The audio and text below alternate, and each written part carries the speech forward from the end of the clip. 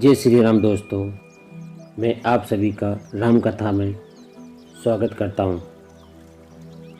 भाग 4 में हमने जाना कैसे एक आश्रम का नाम सिद्धाश्रम पड़ा और राम ने कैसे सुबाहु और मारीच जैसे राक्षसों का संहार किया। अब हम आगे की कथा की ओर चलते हैं। भाग 5 मनुष्य यज्ञ और गंगा जन्म के बारे में। ऋषि विश्वामित्र ने बताया, हे राम, जनक मिथिलापुरी के राजाओं की उपाधि है जो चिरकाल से चली आ रही है। दूसरे दिन राम और लक्ष्मण अपने नित्य कर्मों और संध्या वंदना से निवृत्त हुए और प्रणाम करने के उद्देश्य से गुरु विश्वामित्र के पास पहुँचे। वहाँ उपस्थित आश्रमवासी तपस्वियों से राम और लक्ष्मण को ज्ञात हुआ कि मिथिला में राजा जनक ने धनुष यज्ञ का आयोजन किया है। उस धनुष यज्ञ में देश देशांतर के राजा लोग भाग लेने के लिए आ रहे हैं। रामचंद्र ने गुरु विश्वामित्र से पूछा, गुरुदेव, इस धनुष की क्या विशेषता है और इस यज्ञ का आयोजन का उद्देश्य क्या है?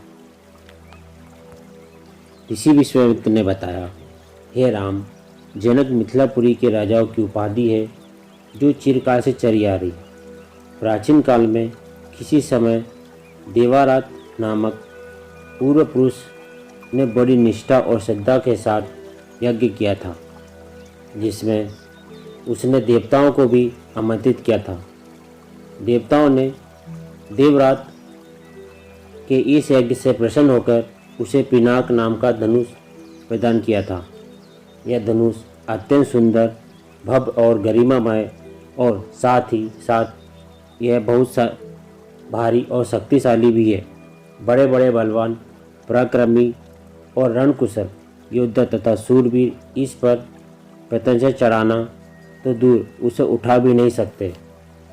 अपनी एकमात्र रूपवती और लावण्यमयी कन्या सीता के स्वयंवर के लिए मिथिला नरेश ने प्रतिज्ञा की है कि जो भी पराक्रमी वीर राजकुमार या राजा इस धनुष पर प्रत्यंचा चढ़ा देगा, उसके साथ वे अपनी कन्या का विवाह कर देंगे। अनेक देशों के राजा एवं राजकुमार भी भारी संख्या में इस यज्ञ में भाग लेने के लिए मिथिलापुरी पहुंच रहे हैं। हम लोगों की भी इच्छा इस यज्ञ को देखने की है, अतः तुम भी हमारे साथ मिथिलापुरी चलो। उसे देखकर तुम लोगों को भी प्रसन्नता होगी। महर्षि का आदेश अनुसार राम और लक्ष्मण ने भी विश्वामित्र तथा अन्य ऋषि मुनियों के साथ मिथिलापुरी की ओर प्रस्थान किया। मार्ग में अनेक प्रकार के दृश्यों का अवलोकन करते हुए वे आध्यात्मिक चर्चा भी करते जाते थे। इस प्रकार वे सोन नदी के तट पर पहुँचे। विश्वामित्र सहित सभी ऋषि मुनियों एवं राजकुमारों ने सरिता के शीतल जल में स्नान किया। इसके पश्चात संध्या उपासना आदि से निवृत्त होकर धार्मिक कथाओं की चर्चा में व्यस्त हो गए। रात्रि अधिक हो जाने पर गुरु की आज्ञा से सभी ने वही रात्रि व्यतीत की।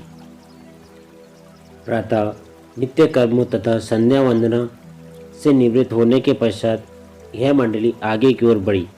वे परम पावन गंगा नदी के तट पर पहुँचे। उस समय मध्याह्न होने के कारण भगवान भास्कर आकाश के मध्य में पहुंच चुके थे और गंगा का दृश्य अत्यंत मनोरम दिखाई दे रहा था। अटखेलियाँ करती हुई लहरों में सूर्य के अनेकों प्रतिबिंब दिखाई दे रहे थे।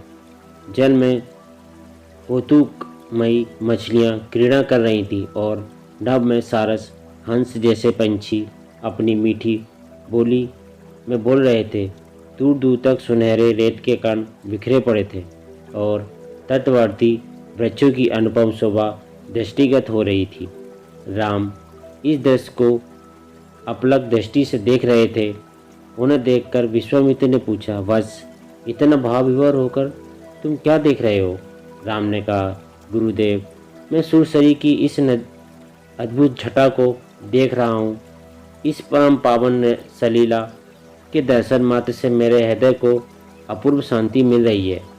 भगवान, मैं आपके श्रीमुख से यह सुनना चाहता हूँ कि इस कलुष हारिणी पवित्र गंगा। राम का प्रश्न सुनकर ऋषि विश्वामित्र बोले, हे राम, अनेक प्रकार के कष्टों और पापों का निवारण करने वाली गंगा की कथा अत्यंत मनोरंजक तथा रोचक है।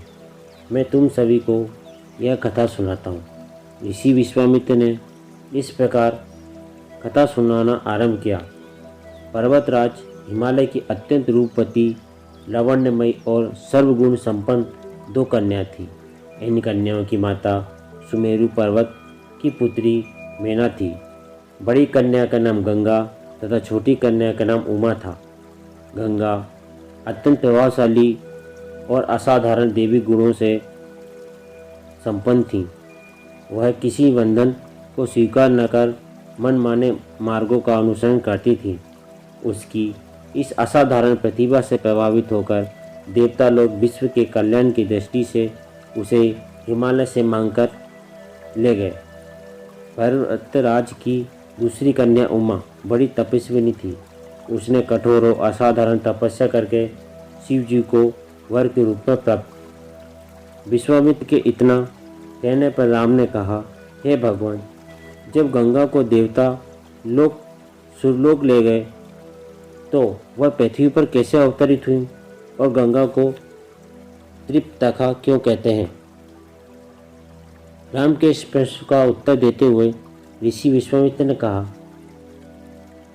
सुरलोक में विचरण करती हुई गंगा से उमा की भेंट हुई। गंगा ने उमा से कहा कि मुझे सुरलोक में विचरण करते हुए बहुत दिन हो गए। मेरी इच्छा है कि मैं अपनी मातृभूमि पृथ्वी पर विचरण करूं। उमा ने गंगा को आश्वासन दिया कि वे इसके लिए कोई प्रबंध करने का प्रयत्न करेंगे। मित्र ने कहा, बस राम, तुम्हारी ही अयोध्यापुरी में सगर नाम के एक राजा थे। वे पुत्रहीन थे। सगर की पटरानी का नाम केशिनी था, जो कि विदर्भ प्रांत के राजा की पुत्री थी। केशिनी रूपवती, धर्मात्मा और सत्यपरायण थी। सगर की दूसरी रानी का नाम था सुमति, जो राजा अरिष्टोनेमी की कन्या थी। महाराज, सगर अपनी दोनों रानियों को लेकर हिमालय के भृगु प्रस्तावन नामक प्रांत में गए और पुत्र प्राप्ति के लिए तपस्या करने लगे। उनकी तपस्या से महर्षि भृगु प्रसन्न हुए और उन्हें वर दिया कि तुम्हें अनेक पुत्रों की प्राप्ति होगी। दोनों रानियों में से एक का केवल एक ही पुत्र होगा, जो कि वंश को बढ़ाएगा, और दूसरी के 60,000 पुत्र होंगे। कौन सी रानी कितने पुत्र चाहती है, इसका निर्णय वे स्वयं आपस में मिलकर कर लेंगी।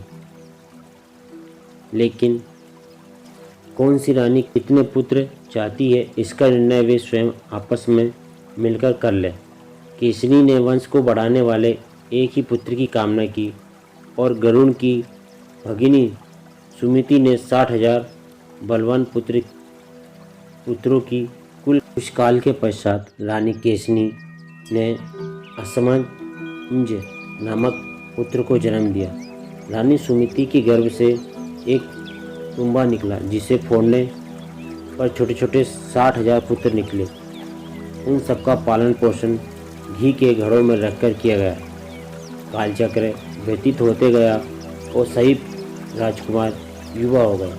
सगर का श्रेष्ठ पुत्र असमंज बड़ा दुराचारी था और उसे नगर के बालकों को सरयू नदी में फेंककर उन्हें डूबते हुए देखने में बड़ा आनंद आता था। इस दुराचारी पुत्र से दुखी होकर सगर ने उसे अपने राज्य से निर्वासित कर दिया। असमंज के अंशुमान नाम का एक पुत्र था। अंशुमान अत्यंत सदाचारी और पराक्रमी था। एक दिन राजा सगर के मन में अश्वमेध यज्ञ करवाने का विचार आया। शीघ्र ही उन्होंने अपने इस विचार को कार्य रूप में परिवर्तित कर दिया। शीघ्र ही उन्होंने अपने इस विचार को कार्य रूप में परिणित कर दिया। राम ने ऋषि विश्वामित्र से कहा, गुरुदेव, मेरी रुचि अपने पूर्वज सगर की यज्ञ गाथा को विस्तार पूर्वक सुनने में है, अतः कृपया करके इस वृत्तांत को पूरा सुनाइए। राम के इस प्रकार से जिज्ञासा व्यक्त करने पर ऋषि विश्वामित्र प्रसन्न होकर कहने लगे, राजा, सागर ने हिमालय एवं विंध्याचल के बीच की हरिति मायुक्त भूमि पर एक विशाल यज्ञ मंडप का निर्माण करवाया। फिर अश्वमेध यज्ञ के लिए श्यामकर्ण घोड़ा छोड़कर उसकी रक्षा के लिए पराक्रमी अंशुमान को सेना के साथ उसके पीछे पीछे भेज दिया। यज्ञ की संभावित सफलता के परिणाम की आशंका से भयभीत होकर इंद्र ने एक राक्षस का रूप धारण किया और उस घोड़े को चुरा लिया। घोड़े की चोरी की सूचना पाकर सगल ने अपने 60,000 पुत्रों को आज्ञा दी कि घोड़ा चुराने वाले को पकड़कर या मारकर घोड़ा वापस लाओ। पूरी पृथ्वी में खोजने पर भी जब घोड़ा नहीं मिला तो इस आशंका से कि किसी ने घोड़े को तहखाने में न छुपा रखा हो, सगर के पुत्रों ने संपूर्ण पृथ्वी को खोदना आरंभ कर दिया। उनके इस कार्य से असंख्य भूमि तल निवासी प्राणी मारे गए। खोदते खोदते वे पाताल तक जा पहुँचे। उनके इस नरसंस्कृत के विषय में देवताओं ने ब्रह्मा जी को बताया तो ब्रह्मा जी ने कहा कि हे राजकुमार, क्रोध एवं मद में अंधे होकर ऐसा कर रहे हैं। पृथ्वी की रक्षा का दायित्व कपिल ऋषि पर है, इसलिए वे इस विषय में अवश्य ही कुछ न कुछ करेंगे। पूरी पृथ्वी को खोदने के बाद भी जब घोड़ा और उसको चुराने वाला जोर नहीं मिला तो निराश होकर राजकुमारों ने इसकी सूचना अपने पुत्र सागर ने आदेश दिया कि घोड़े को पाताल में जाकर ढूंढो। पाताल में घोड़े को खोजते खोजते वे सनातन वासुदेव कपिल के आश्रम में पहुंच गए। उन्होंने देखा कि कपिल देव तपस्या में लीन है और उनके पास यज्ञ का वह घोड़ा बंधा हुआ है। उन्होंने कपिल मुनि को घोड़े का चोर समझकर उनके लिए अनेक दुर्वचन कहे और उन्हें मारने के लिए दौड़े। सागर के इन कुकृत्यों से कपिल मुनि की समाधि बंद हो गई। उन्होंने क्रुद्ध होकर सागर के उन सब पुत्रों को भस्म कर दिया।